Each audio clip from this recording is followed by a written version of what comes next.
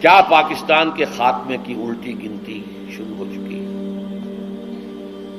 ہاں، اس وقت مجھ پر خاصی مایوسی کا غلبہ ہے پاکستان کے مستقبل اور وجود کے بارے میں۔ 3 سال پہلے کی بات جو کہ تو آئی تھی، اس میں کوئی فرق نہیں پڑا۔ مانن پاکستان ختم ہو چکا ہے، ایک انڈیپینڈنٹ ساورن اسٹیٹ کی حیثیت نہیں رہی ہے۔ آپ اب اس وقت جو ہے امریکہ کے لے پالک ہیں۔ اللہ اللہ خیر سے شروع سے جو چیز چلی آ رہی تھی وہ اب اپنے کلائمیکس کو پہنچ چکی۔ بش صاحب کیا کر کے گئے؟ کشمیر بھول جاؤ، ذکر بھی نہیں، نہ انڈیا میں ذکر کیا نہ یہاں کیا۔ ابھی تمہیں اور بہت کچھ کرنا ہے۔ بھارت سے معاہدہ ہوا، تم سے نہیں ہو سکتا، بھارت بہت بڑی ہے۔ آج سے کوئی 40 سال قبل میں بڑے بھائی کے ساتھ مشرقی پاکستان تھا، اس وقت 67-68 کی بات کر رہا ہوں، سیر کے لیے گئے تھے۔ میرے ایک ہمنان اسرار الحق صاحب وہاں پہ چیف انجینئر تھے پاک PWD کے، انہوں نے دعوت دی تھی، آؤ میں یہاں ہوں، سیر کرا دوں۔ ڈھاکہ اور مختلف جگہیں، چٹاگانگ، چوٹوگرام جسے کہتے ہیں، وہاں ایک ملاقات میں اسرار الحق صاحب نے، وہ اب امریکہ جا چکے، وہیں کی آباد ہو گئے، پہنچی وہیں یہ خاک جہاں کا خبیر تھا۔ انہوں نے ایک جملہ کہا جس پر مجھے بہت پیش آیا تھا۔ جملہ سنیے، India is a very great country and Pakistan is only a nuisance to it. انگریزی دان لوگوں نے تو سمجھ لیا ہوگا، بھارت ایک بہت بڑا ملک ہے اور پاکستان اس کے لیے تھوڑی سی سرگرانی کا باعث ہے، بس ختم۔ آج یہ جملہ 100% آپ کے نگاہوں کے سامنے، اگر آنکھیں بند کیے رکھیں تو اور بات ہے، اگر حالات کے رخ کو نہ پہچاننا چاہیں تو لگے رہے اپنے دھندوں میں، کاروبار میں، اللہ اللہ خیر سلام، ورنہ صورتحال یہ پیش آ چکی ہے۔ الٹی گنتی شروع ہو چکی ہے، لیکن اس سب کے باوجود ابھی امید کا چراغ میرا گل نہیں ہوا، مدھم پڑ گیا ہے، ٹمٹما رہا ہے۔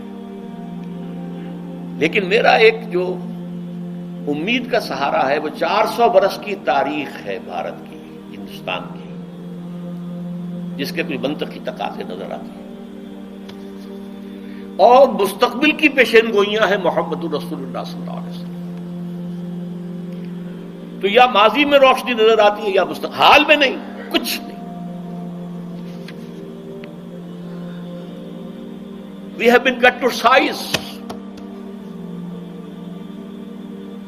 اور جو تھوڑا سا شوشہ چھوڑا ہے مشرف صاحب نے کہ میرا جو چین کا دورہ تھا وہ اسی مقصد کے لیے تھا، وہ بیلنس کرنے کے لیے گئے تھے۔ اول تو چین آپ کو گھاس ڈالے گا نہیں، ابھی طویل عرصے تک اس کا ارادہ کنفرنٹیشن کا ہے ہی نہیں، وہ اپنی اکانومی کو ڈیولپ کرنے میں لگا ہوا ہے۔ ثانیاً اگر آپ کی کوئی پیش رفت ہو گئی تو آپ کے اوپر زبردست حملہ جو ہے بھارت کا اور افغانستان کی طرف سے، دونوں طرف سے، اب آپ شکنجے میں ہیں۔ وہ افغانستان جو ہمارا دوست تھا اور ہم اس کے دوست تھے اور امدادی تھے، کرزئی کے بیانات سنیے، یہ کون ہز ماسٹرز وائس ہے، وہ یہ اس کی بات نہیں ہے، یہ بش کی بات ہے۔ بش نے کچھ باتیں یہاں آ کے کرنی تھی، کچھ باتیں پہلے ہی پہنچا دی تھی تھرو کرزئی۔ آج سے 2-3 مہینے پہلے ایک انٹرویو چھپا تھا اکرم ذکی صاحب کا، جو ڈپلومیٹ بھی رہے ہیں اور بیوروکریٹ بھی رہے ہیں۔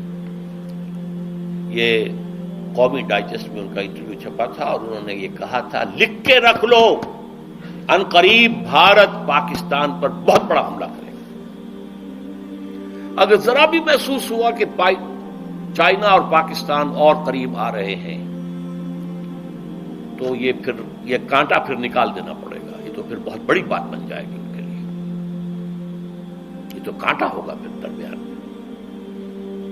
بہرحال اس کے باوجود میں آپ سے کہہ رہا ہوں، امید ہے کہ شاید کوئی معجزہ اللہ تعالیٰ کی طرف سے، پاکستان کا قیام بھی معجزہ تھا، اور پھر تاتاریوں کا معجزہ کچھ تھا، تو اب بھی معجزہ ہو سکتا ہے۔ تاتاریوں کی تاریخ جو ہے تو دہرائی جا سکتی ہے، اور پھر لیکن اسی خطے سے اسلام کا احیاء ہوگا،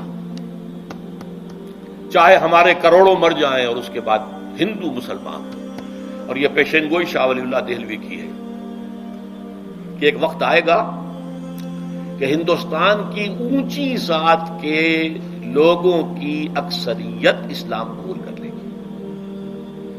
دیکھیے ہمارے ذہن میں خیال بھی آتا ہے تو نچلی ذات کا، شیڈولڈ کاسٹ کا، شودروں کا نہیں، اونچی ذات کے ہندوؤں کی اکثریت جو ہے اسلام قبول کر لے گی۔ اب آئیے آخری کلائمیکس، یہ تو حالات ہیں، تاریخ کا رخ ہے، جا رہا ہے، پاکستان کدھر جا رہا میں روک نہیں سکتا، آپ روک نہیں سکتے۔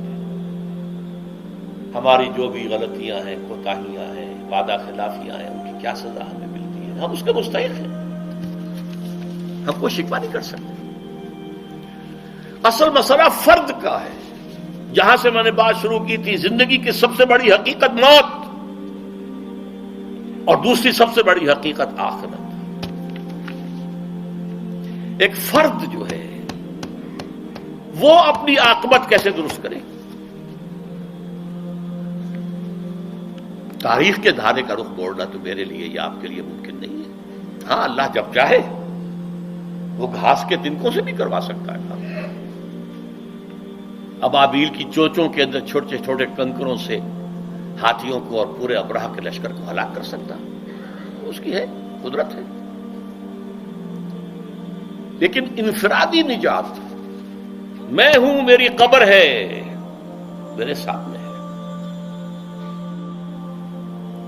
اس کے لیے کیا کرنا ہے؟ اللہ کی رضا اور آخرت کی نجات کے حصول کے لیے دو شرطیں ہیں، ایمان اور عمل صالح۔ ایمان بھی قانونی ایمان نہیں جس کی بنا پر آپ مسلمان کہلاتے ہیں۔ قانونی طور پر تو سب مسلمان ہیں، جو زانی ہے، شرابی ہے، بدماش ہے، چور ہے، اچکا ہے، ڈاکو ہے، سود کھاتا ہے، کچھ بھی کرتا ہے، مسلمان تو ہے۔ حقیقی ایمان، دل والا ایمان، نور قلب بن جائے، وہ ایمان درکار ہے، اس کے بغیر نجات نہیں ہے، اور اس کا ذریعہ قرآن حکیم ہے۔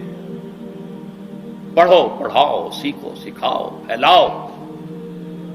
جو میں نے عرض کیا، ویسے تو زندگی کے 40 سال تو میں نے اتوار کے درس کے بارے میں کہے تھے، میں تو یہ کام کر رہا ہوں 19 برس کی عمر سے، میڈیکل کالج کے طالب علم کی حیثیت سے درس قرآن۔ یہ ایمان حقیقی قرآن سے ملے گا۔